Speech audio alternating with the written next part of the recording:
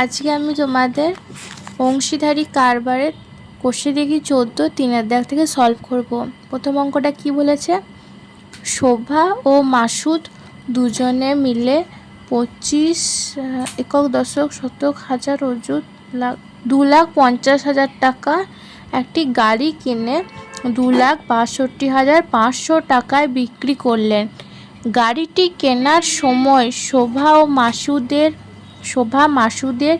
1.12 গুণ টাকা দিয়ে থাকলে কে কত টাকা লভ্যাংশ পাবেন তা হিসাব করে দেখি। তাহলে গাড়িটা যত টাকায় কিনেছে আর যত টাকায় বিক্রি করেছে তাদের মধ্যে পার্থক্যটাই তো লভ্যাংশ, তাই না? মানে বিক্রয় মূল্য মাইনাস ক্রয় মূল্য।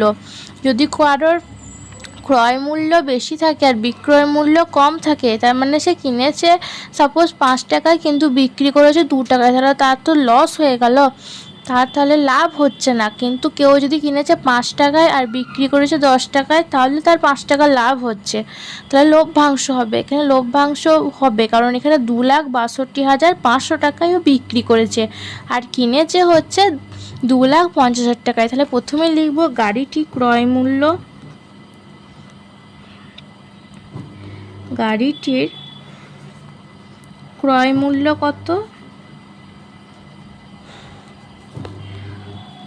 2,50,000 এত টাকা দামে গাড়িটা কিনেছে। আর গাড়িটির বিক্রয় মূল্য কত হবে? কত টাকায় ও বিক্রি করেছে? গাড়িটি বিক্রি করেছেন 2,62,500 টাকা। তাহলে অর্থাৎ লভ্যাংশ কত? বিক্রয় মূল্য থেকে ক্রয় মূল্য বাদ যাবে, লভ্যাংশ সমান 2,62,500 টাকা থেকে 2,50,000 টাকা বাদ যাচ্ছে। তাহলে 0 0, এদিকে 5, এদিকে 2, এখান থেকে 2 লাখ আর এদিকে 2,50,000। যদি বিয়োগ করি 0 0 5 2 6 5 1, মানে এটা হচ্ছে এত টাকা। একক দশক শতক হাজার অযুত 12,500 টাকা। তো 12,500 টাকা হয়েছে ওদের লভ্যাংশ। গাড়িটা যে টাকায় কিনেছে আর গাড়িটা যে টাকায় বিক্রি করেছে, তাদের বিয়োগফলটা হচ্ছে তোর লভ্যাংশ। এবার কি জানতে চেয়েছে যে গাড়িটি কেনার সময় শোভা মাসুদের 1.12 গুণ টাকা দিয়ে থাকলে, মানে মাসুদ যদি x পরিমাণ দেয়, শোভা দেবে x ইন্টু 3/2 এত গুণ টাকা দেয়, তাহলে কে কত টাকা লভ্যাংশ পাবেন হিসাব করি। তাহলে লিখি, ধরি মাসুদ x টাকা দিয়েছে। যদি মাসুদ x টাকা দিয়ে থাকে তাহলে অতএব শোভা কত টাকা দেবে? x ইন্টু এত গুণ 1.12, x ইন্টু 1.12 টাকা দিয়েছে, অর্থাৎ x ইন্টু 2 1 2 3/2, মানে কি 3x/2। এবার লিখব শোভা ও মাসুদের টাকার অনুপাত। শোভা ও মাসুদের টাকার অনুপাত। শোভার কত? 3x/2 is to Masud. এবার উভয় পক্ষকে 2 দ্বারা গুণ করিয়া পায়, মানে 3x ইস্টু 2x, x কেটে গেলে 3:2। এটা হচ্ছে অনুপাত। অতএব অনুপাতের সমষ্টি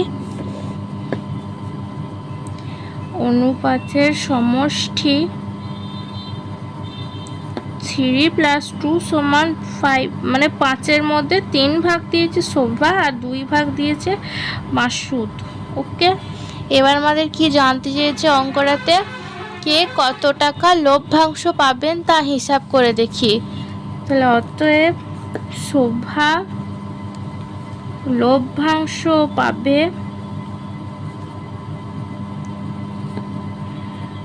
5 ভাগের মধ্যে শোভা 3 ভাগ দিয়েছিল, সেজন্য 3/5, আর কত লভ্যাংশ ছিল এই টাকাটা 12,500 টাকা, তাহলে ইন্টু 12,500, মানে কি এই টাকাটা লাভ হয়েছে। এবার তার 3/5, কারণ ও 3 ভাগ দিয়েছিল শোভা, তাহলে 5 দুগুণে 10, 2, 5 5 25, 0 0, 3 5 15, 5,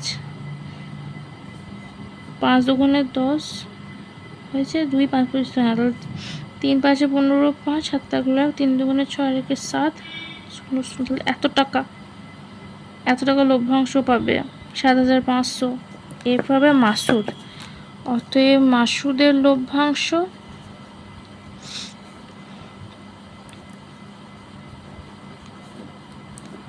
2/5 ইন্টু এত টাকা, এটাও সেই 2,500, তার মানে 25 দুগুণে 50, 0, 5,000 টাকা।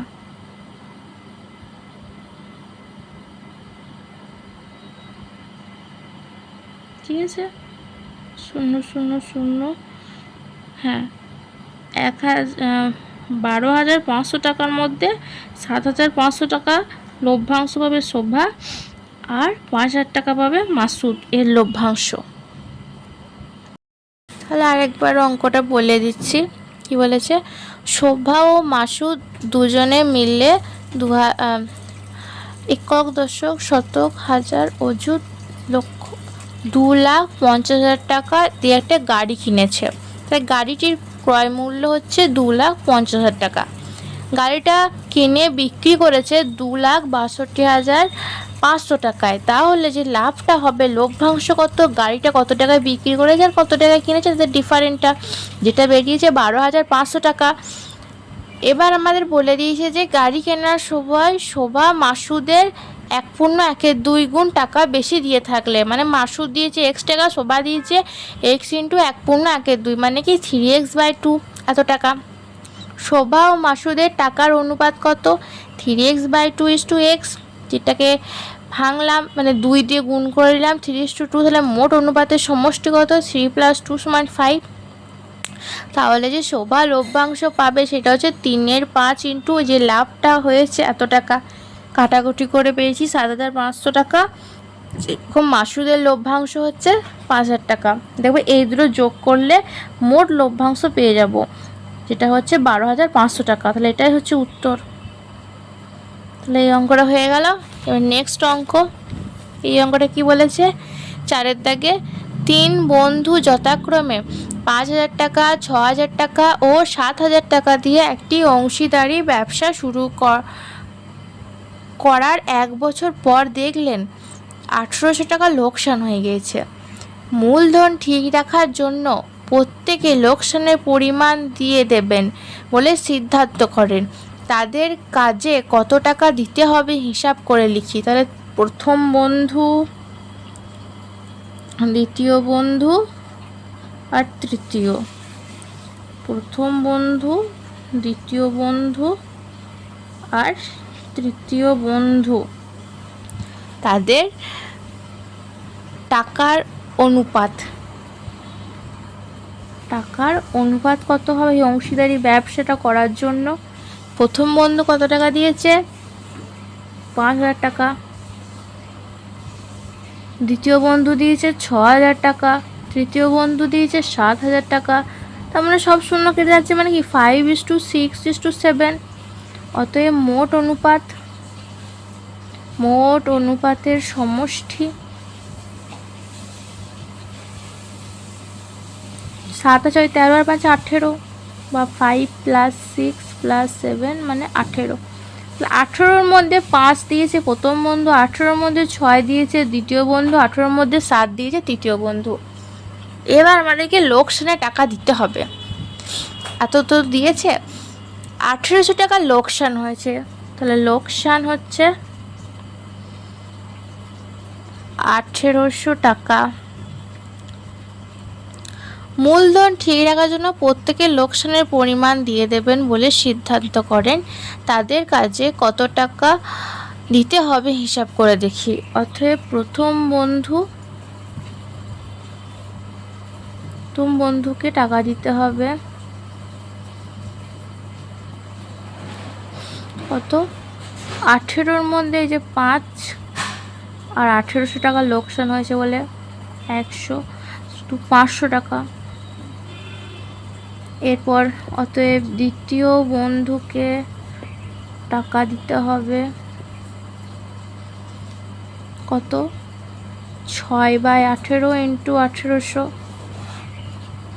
মানে 600 টাকা।